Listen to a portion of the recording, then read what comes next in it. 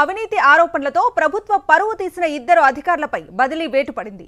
Visakha RDO Srilekha, DRO Bhavani Shankar ను బదిలీ చేస్తూ ప్రభుత్వం ఉత్తర్వులు జారీ చేసింది. వారిద్దరిని ప్రిన్సిపల్ సెక్రటరీకి రిపోర్ట్ చేయాలని ఆదేశించింది. ఇక డిఆర్ఓ బాధ్యతలను జాయింట్ కలెక్టర్ కు, ఆర్డీఓ బాధ్యతలను డిప్యూటీ కలెక్టర్ కు అప్పగించాలని శ్రీలేఖ, భవానీ శంకర్ ను విధుల నుంచి రిలీవ్ చేయాలని జిల్లా కలెక్టర్ కు ఆదేశాలు జారీ చేసింది. బ్రేకింగ్ న్యూస్ చూస్తున్నాం. అవినీతి ఆరోపణలతో ప్రభుత్వ పరువు తీసిన ఇద్దరు అధికారులపై బదిలీ వేటు పడింది.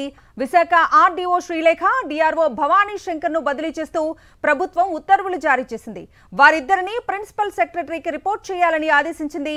ఇక డిఆర్ఓ బాధ్యతలను జాయింట్ కలెక్టర్ కు, ఆర్డీఓ బాధ్యతలను డిప్యూటీ కలెక్టర్ కు అప్పగించాలని, శ్రీలేఖ, భవానీ శంకర్ ను విధుల నుంచి రిలీవ్ చేయాలని జిల్లా కలెక్టర్ కు ఆదేశాలు జారీ చేసింది.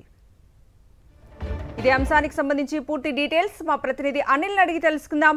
అనిల్, కవిత, కూటమి ప్రభుత్వంలో అవినీతి ఎంత పెద్ద మొత్తంలో వేళ్లూరుకుపోయిందని చెప్పడానికి ఈ ఘటన నిదర్శనం. ఇద్దరు ఉన్నతాధికారులు విశాఖ కలెక్టరేట్ పరువును, ప్రభుత్వ పరువును బజారుకి ఇచ్చారు. లేఖాస్త్రాలు సంధించుకొని తమ అవినీతిని వారే బయట పెట్టుకున్నటువంటి ఉదంతం ఇది.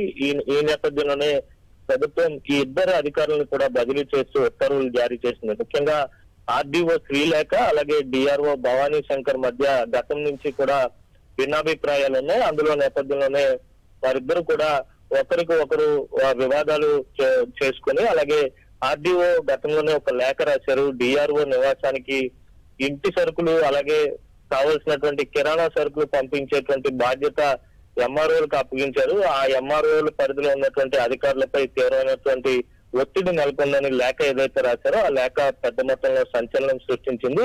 అయితే పూర్తిగా ప్రభుత్వ పరువు, అలాగే కలెక్టరేట్ పరువు, అలాగే అధికారుల పరువు తీసినటువంటి నేపథ్యంలోనే పూర్తిగా వారిద్దరిని బదిలీ చేస్తూ ప్రిన్సిపల్ సెక్రటరీకి వారిద్దరిని కూడా అటాచ్ చేస్తూ ప్రభుత్వం ఉత్తర్వులు జారీ చేసింది. అయితే డిఆర్ఓ బాధ్యతలను జాయింట్ కలెక్టర్ కి అప్పగిస్తూ, అలాగే ఆర్డీఓ బాధ్యతలను special deputy collector land acquisition FTCL కి సంబంధించినటువంటి అధికారికి కూడా ఆ బాధ్యతలు అప్పగిస్తూ ఉత్తర్వుల్లో పేర్కొన్నటువంటి పరిస్థితి. మొత్తంగా చూస్తే మరోసారి కలెక్టరేట్ పరువు, అలాగే ప్రభుత్వ పరువు పూర్తిగా తీసినటువంటి అధికారులపై వేటు పడినట్టుగా మనం భావించాల్సి ఉంటుంది.